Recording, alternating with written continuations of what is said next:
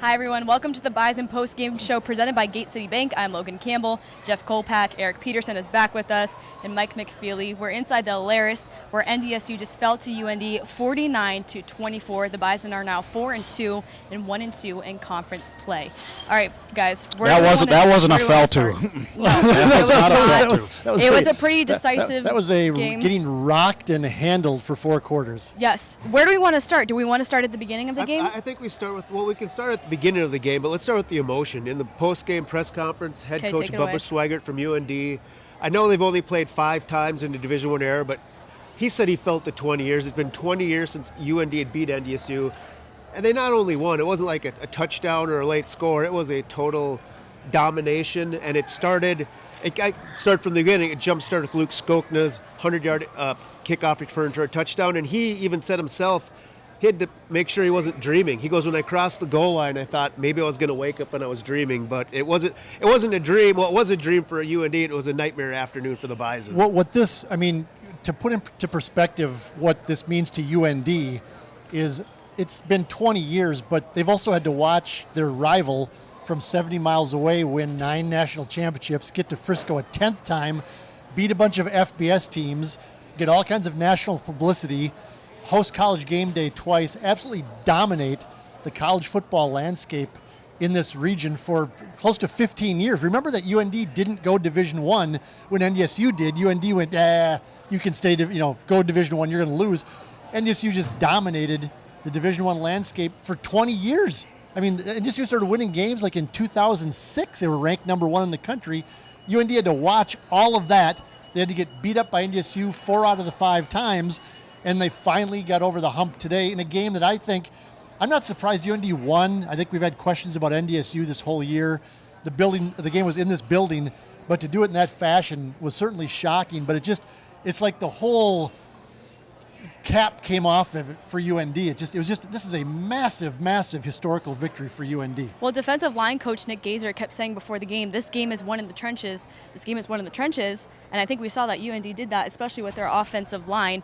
We talk about the emotion that UND was feeling, but NDSU was also feeling some of the emotions. Several of the players saying, we're going to find out who's bought in and who's not come Monday. What do we make of those comments? Well, there's something going on within the locker room when 3 players say, I guess we'll find out who's bought in and who's not. Yeah, who's with us? Who's going to stick with us? That tells me some people are not. I mean, so they got to find that on, correct it quick. I've never seen this in a Bison team. I've never seen it, and I've been around a couple of years. I mean, the closest would be maybe at Cal Poly. I think it was 2005, 37-6. Bison still had some Division II players, so you can excuse it, and Cal Poly was really good that year. But I've never seen a beatdown to this degree. I don't remember anything. I mean, maybe there's something in the 80s. I don't remember. But it was, if you take that in context, it's kind of a striking statement on my part. Right. I mean, and besides the whole historical thing going on here, from NDSU's standpoint, it's like, where do you go from here now? I mean, this wasn't a 23-22 victory for UND it wasn't even close. Mm-hmm. And NDSU got physically manhandled for 4 quarters. And when we talked with Gavin Zebarth in the post-game press conference, UND was handing the ball off on 3rd and 9.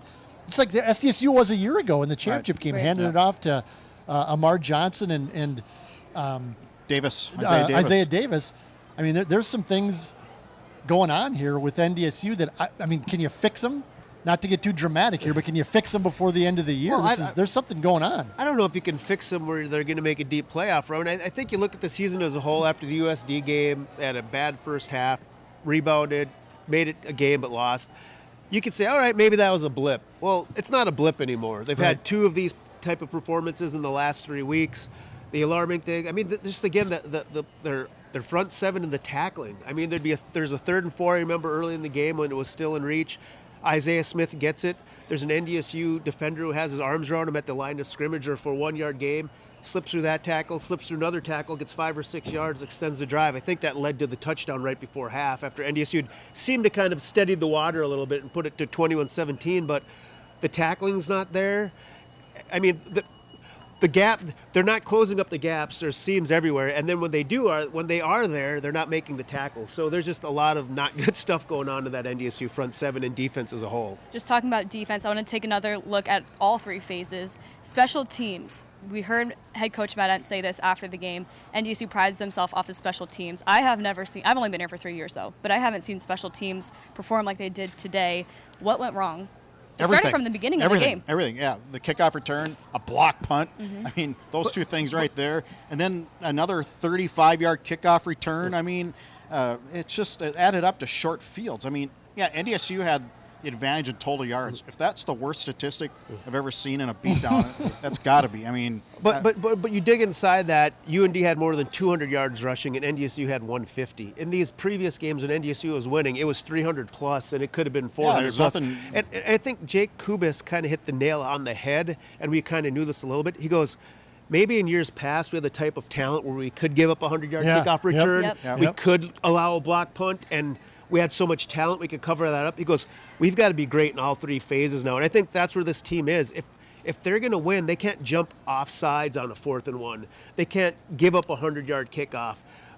When they get in the red zone, they can't settle for field goals. So the margin for error for this team, just because I don't think the talent level, and I'm not saying anything that anyone doesn't know, isn't what it's been in the past 5 to 10 years. So they have to be a more solid, top to bottom team, and and Matt Entz brought up they've been Jekyll and Hyde. Some weeks they'll put up 49 on Central Arkansas. It looks like their offense can't be stopped, and the next week they put up 3 points in the first half against USD. I just think this team is, and maybe that's what makes a team, 7-3, 8-3, 7-8-3, 7-4, whatever they finish. I mean, maybe that's what they are. Maybe they're a team that can play great at times, but can't consistently play at that high level. But you can't. I think we knew that there's going to be some issues defensively this year, especially on the back end. We thought from the first couple of games, we thought maybe they're going to be better up front. I mean, they got manhandled today. Yeah, and no offense to UND's offensive line, it's the best offensive line UND has had, without question, I think, in their Division I time. But I mean, they were just kicking NDSU's butt up front with their offensive line. I think you looked at me at one point. UND got the lead. They're going to run, and they ran like 13 run plays in a row. I think it was 13 in a row they ran in the second half. That's NDSU-esque. It was like the script was totally flipped there. So, there's obviously some issues up front there. Mike, offensively, what was the biggest red flag that stood out to you about NDSU? Believe it or not, I didn't think offensively it was all that horrible. I mean, they moved the ball when they had the ball. They couldn't get off the field. I mean, the defense couldn't stop anybody. And so the offense, to me, was Cam Miller was fine. He threw the interception. He was trying to make something happen when they were down by 2 scores. It wasn't a good interception, but you can understand why he did that. They couldn't consistently get a run game going maybe. That's, Tamarick Williams just never got going again. TK Marshall never got going again. Their offensive line maybe just isn't as good as we thought it was. Seems pretty average. Seems pretty average, right. But to me, it got away after, but it boils down to that, Matt Entz always talks about the final 4 minutes of the first half, first 4 of the second. NDSU gets it 21-17, and it looks like, all right, if they could force a punt, and there's like 4 minutes left in the half. First play, UND throws a quick screen to Bo Belquist, goes 32 yards. UND scores a touchdown with 13 seconds left in the half. All of a sudden, you're down 11. Then, all right, so that happened. Then NDSU's driving down to the 22, whatever it was. They have a 2nd and 3. They drop back and get sacked. It just seems like they had some peculiar, play calls, peculiar execution, and then all of a sudden it's a 3rd and 10. Cam feels like he has to make a play, throws it down the field. And at that point, the game was over. If NDSU maybe punches it in, 28-24, maybe. But your defense has to make a stop. UND never got to 3rd down. It was 2nd and 2 on every play. I'm just saying, if NDSU punches it in, it's 28-24. You feel like, all right, they might have a chance. But at the interception, the game was over. It looked like Bubba was taking sympathy on him in the second half. He was just running it to the middle of the line, and they still couldn't stop it.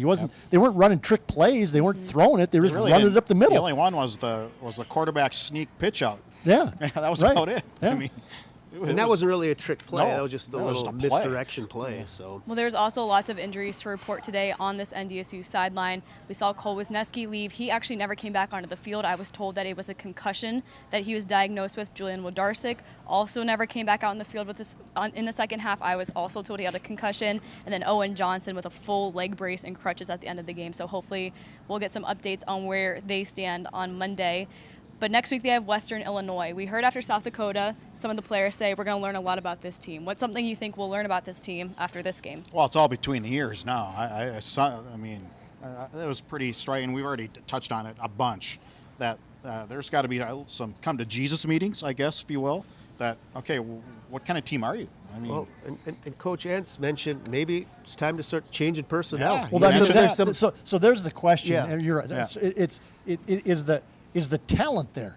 I mean, I asked Entz that after the game at the press conference. I said, so you're talking about switching guys out? Does that mean it's a talent problem and not just an execution or a it's, I mean, at what point do you say, I mean, they just don't have the horses? I mean, we knew that they had some holes this year because of the transfer portal, because of graduation, but because it's NDSU, you sort of go, well, but there's going to be guys coming up. There's going to be guys.